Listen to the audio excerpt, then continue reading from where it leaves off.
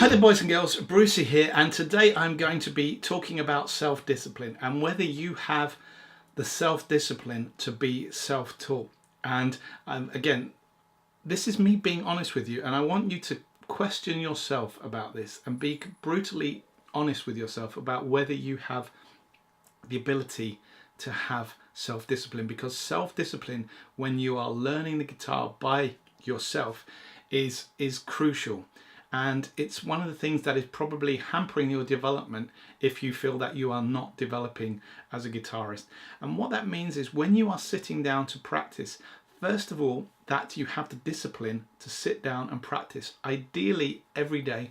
And I've done videos on this before about the 10-minute practice routine, where my top tip to all my students is sit down for 10 minutes a day. It's easy to grab 10 minutes. Make it become part of a habit that you have every day at the same time, maybe before you brush your teeth, after you brush your teeth, in the morning, just after breakfast, that you sit down and you pick a guitar exercise and you focus on that exercise, and you have the self-discipline to set aside that time, but during your practice time to make sure that you are practicing. So that is the first kind of rule of self-discipline. What I mean by that is setting yourself exercises that you're going to practice. And this is where it can become a little bit difficult. And this is where self-discipline also comes into play, because you might be doing an exercise, let's say for 10 minutes, whatever it is. I'm just going to pick a basic scale now, but it could be a lick, it could be a chord progression, it could be anything that you're learning depending on your level. But let's just stick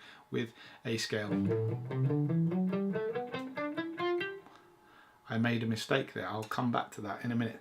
But the point is, with this exercise,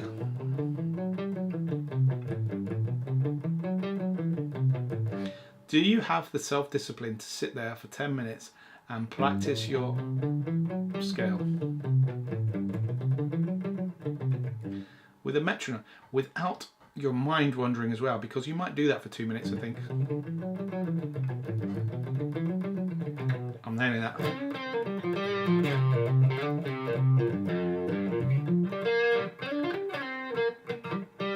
And you start doing all that stuff. Then you think, oh, I better go back to practicing. Or, as you saw earlier, I made a mistake. Oh, I made a mistake. Okay. Okay, let's bring it back to practicing again. Oh, I made a mistake again. Oh. I'll go and play something I know. Come back to practicing. That is where self-discipline is crucial, because when you are making a mistake, when you're doing your exercise, even if it's something that is very boring and repetitive, you have to have the self-discipline to focus in on the exercise and make sure you are doing the exercise correctly and completely. As we saw there, I made a mistake. Now that is something that a teacher, if you had a teacher opposite you, they would pick up on.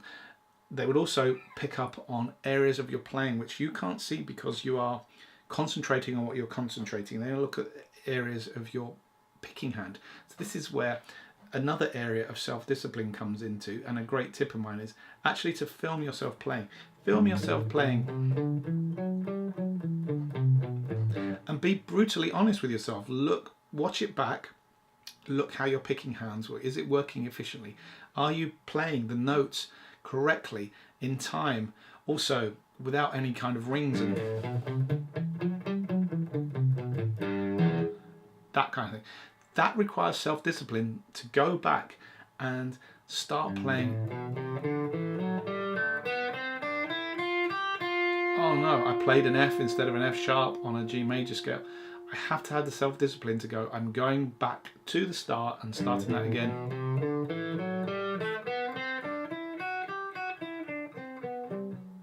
Ah, I made a mistake again. I have to go back and not just starting from the part I let off, from the beginning.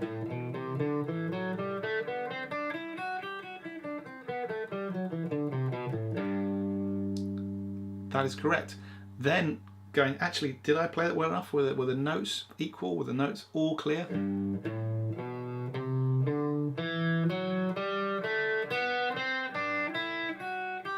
I sped up there. Again, something I needed to correct, something that with self-discipline I sped up there. I don't want to do that. I need to be accurate. I need to be precise. It requires you being honest with yourself as well, and that's a big part of this self-discipline, is being honest. Are you not playing?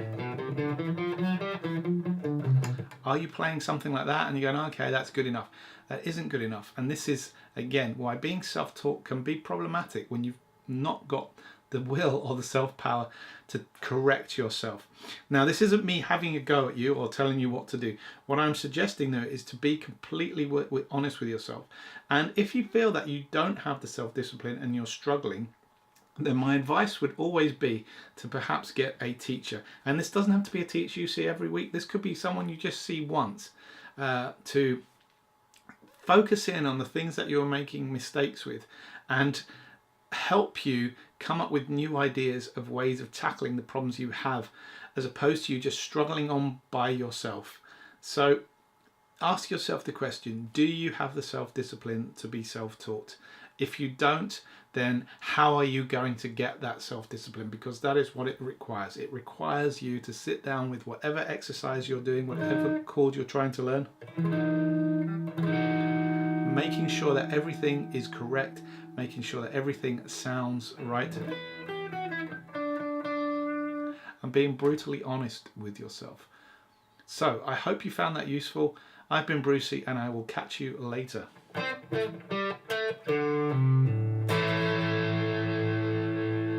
Hi there, boys and girls.